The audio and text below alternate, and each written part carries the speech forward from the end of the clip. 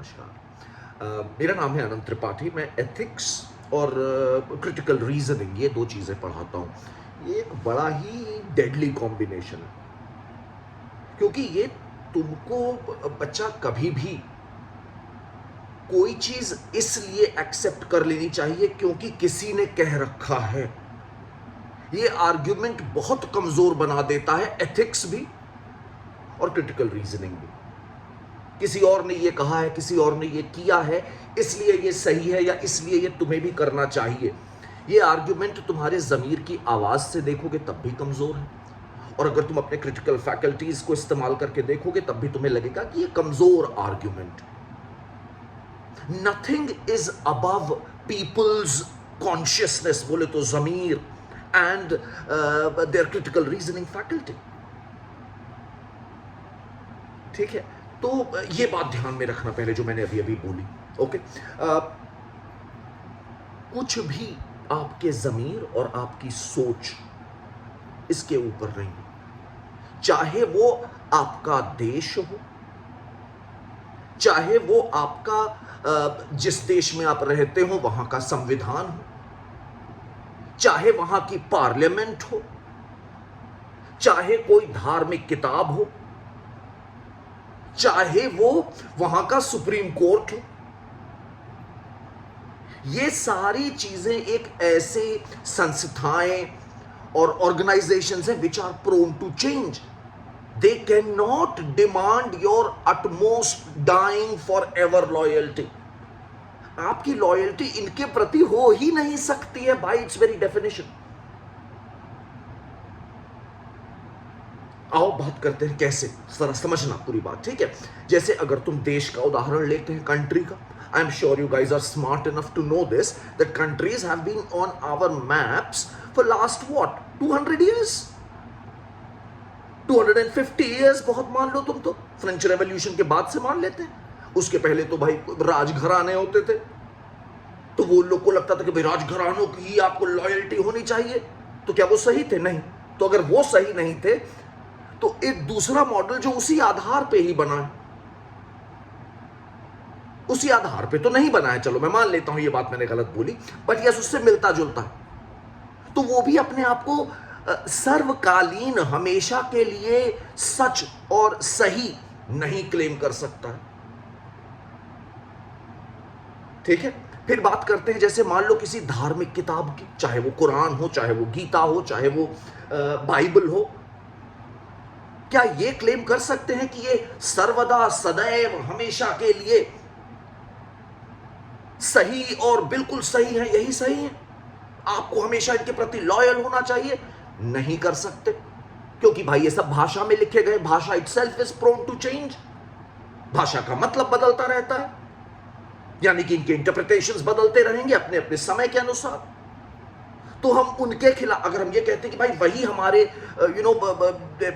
सही है, तो वो भी गलत हो जाती है आर्ग्यूमेंट। उस हिसाब से देखोगे, अपने ज़मीर की आवाज़ सुनोगे और अपने क्रिटिकल रीजनिंग की बात सुनोगे, तो वो भी आर्ग्यूमेंट गलत है, कमज़ोर है।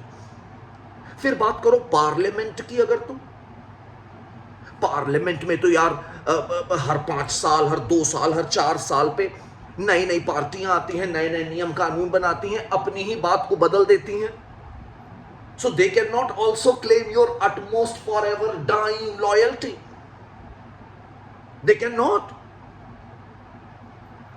भाई अब बात कर लेते हैं, चलो और जरा संविधान की। क्या संविधान ये कह सकता है कि नहीं भाई आपको संविधान में ये लिखा है तो आपको ये मानना ही पड़ेगा? भाई लिखा है ना, भाषा है ना, तो एक तो प्रॉब्लम यही हो गई। और संविधान भी अगर तुम जॉन जाक रूसो की बात करो, रूसो ही तो है ना, रूसो की ही धारणाओं से, रूसो की ही सोच से हमारा प्रियम्बल निकल के आया। प्रियम्बल की जो पहली लाइन है, वी द पीपल, वो क्या कह रही है कि भाई यहां के लोग हैं, सिटीजन्स हैं, जिन्होंने ये पार्लियामेंट, ये संविधान, ये इनका निर्माण किया है, वो सर्वोपरि है। तो रूसो ही अपनी बात में, जिनसे हमने अपना प्रियम्बल लिया है, वही ये कह रहे हैं कि सर्वोपरि पार्लियामेंट या कॉन्स्टिट्यूशन ये नहीं होता है, सर्वोपरि यहां की जनता होती है, उस समाज में रहने वाली जनता होती है। तो constitution can also not claim to be the eternal forever truth which nobody can question. अब जरा एक उदाहरण और, मैंने जैसे सुप्रीम कोर्ट की बात करते हैं, लोग अक्सर कहते हैं कि भाई सुप्रीम कोर्ट ने कह दिया तो ऐसा ही होगा. That's a very stupid argument, both ethically as well as rationally. Supreme court के मैं तो यार इतना नॉलेजेबल इंसान नहीं हूं, बट अगर तुम दाएं बाएं देखोगे तो तुम्हें इतने कितने सारे वो मिल जाएंगे केसेस जहां पे सुप्रीम कोर्ट ने विद इन फ्यू इयर्स अपनी ही बात को पलट दिया. अब क्या कहोगे तुम, वो वाली बात मानोगे, ये वाली बात मानोगे? यानी they can change their opinions. So if they can change their opinions, they cannot claim this argument. They can never claim this argument कि सुप्रीम कोर्ट ने बोल दिया तो अब ऐसा ही हो. नहीं हो सकता. आपकी क्रिटिकल फैकल्टीज और आपका जमीर, ये दो अकेली चीजें हैं जो आपकी कसौटियां हैं, और आपको हर एक चीज को इस पे लगातार तौलते रहना है, तौलते रहना होगा अगर हम एक बेहतर समाज बनाना चाह रहे हैं. तो अगर कोई मुझसे पूछे कि मेरा इष्ट देव कौन है,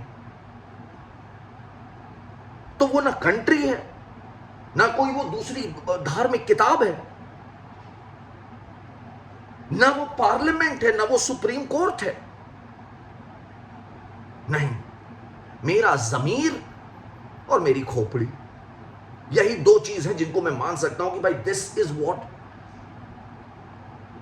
is my ultimate barometer to test everything, and I will try and test everything on these two alone. कोई भी चीज इसके अगर इसके खिलाफ है तो उसको मैं सत्य नहीं मान सकता, जस्ट बिकॉज किसी ने ऐसा कह रखा है. ये आर्ग्यूमेंट एकदम बेईमानी है और आपको फुलिश बनाने का तरीका.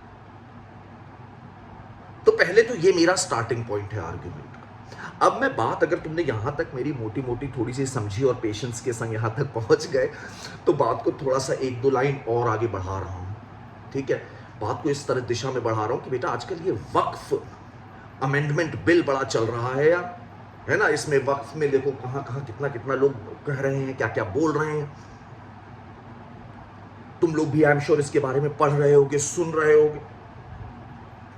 मुझे जो, मैंने बहुत हल्का सा अभी तक जाना यार, फिर वही कह रहा हूं ना कि मैं मेरा बहुत लीगल एस्पेक्ट्स में मुझे ज़्यादा टर्मिनोलॉजी उतनी नहीं समझ में आती है, लेकिन हाँ एक दो चीज़ जो मुझे समझ में आई वो मैं ज़रूर अपनी बात शेयर करूंगा. वो ये बेटा कि यार ये एक्ट मुझे बड़ा अजीब और बेईमानी लगने लगा है कुछ दिनों में. क्योंकि कहीं ना कहीं पर यार, अगर देखो जैसे मान लो एक देश में 3 ग्रुप रह रहे हैं, एक्स वाई जेड, आप एक्स को टारगेट नहीं कर सकते हो कि भाई आप ऐसा करो, वाई और जेड को उस बात की छूट है. ये आर्ग्यूमेंट फिर कमजोर बन जाता है यार. हम लोग अभी भी किसी भी दशा में हिंदू राष्ट्र नहीं बने हैं और शायद अभी फिलहाल बनने की भी कोई उम्मीद नहीं है. तो जब तक हम लोग वैसे नहीं बने तब तक अगर ये बात हो रही है तो ये गलत है. और इस पर मुझे लगता है कि हाँ यार, हम लोग को भी थोड़ा सोच लेना चाहिए सभी को, और इसके बारे में बात करनी चाहिए, बोलना चाहिए. क्योंकि अगर नहीं बोलोगे तो कल को जब तुम्हारे संग कुछ गलत होगा ना, तो कौन खड़ा होगा यार तुम्हारे साथ? कोई नहीं होगा, isn't it? तो मैं कहना ये चाह रहा हूं कि जैसे देखो इन्होंने इसमें रूल बना दिया है कि नॉन मुस्लिम्स भी इसमें जो है वक्फ बोर्ड का हिस्सा बनेंगे. भाई जो कैथोलिक ट्रस्ट्स होते हैं, जहाँ जो कैथोलिक ट्रस्ट्स होते हैं, चर्च की जो ज़मीनें होती हैं, या जो हिंदू मंदिरों की जो ट्रस्ट होते हैं, इनकी जो ज़मीनें होती हैं, वहाँ पर तो हमने ऐसे नियम नहीं बना रखे हैं कि वहाँ पे नॉन हिंदू भी होगा ही होगा कम से कम इतना, या नॉन क्रिश्चियन इतना कम से कम होगा ही होगा. या जैसे मान लो गुरुद्वारे होते हैं सिखों के, तो उसको तो सारा प्रबंध कौन करता है? SGPC करती है. तो वहाँ पे तो कोई नॉन सिख नहीं होता. तो यहां पर केवल मुस्लिम चैरिटेबल लैंड्स में हम ये जो नियम लेके आ रहे हैं, ये थोड़ा अजीब है. ये ना आपको एथिकली सही लगेगा, और ना आपको ये अपनी, अगर आप क्रिटिकल रीजनिंग की सोच लगाएंगे तो भी ये आपको ये अनुचित कहीं ना कहीं मालूम जरूर होगा. और ये हम लोगों को शायद इस बारे में और विचार करने की ज़रूरत है। सरकार को इस मामले में और एक अच्छी सी कमेटी बनानी चाहिए, स्टेक होल्डर्स थोड़े और बढ़ाने चाहिए। क्योंकि यार देखो, कोई लॉ बनाओ फिर जाके तुम्हें कुछ सालों बाद उसको फिर पलटना पड़े, छोड़ना पड़े, तो इससे संस्थाएं और कमज़ोर हो जाती हैं धीरे-धीरे। और वो कहीं न कहीं देश के लिए अनुचित रहेगा यार, अगर संस्थाएं कमज़ोर पड़ी तो संस्थाओं को ये चाहिए कि वो सोच समझ के ऐसे कानून बनाएं जो जनता की ज़मीर और उनकी लॉजिकल रीजनिंग कैपेबिलिटी दोनों को जस्टिफाई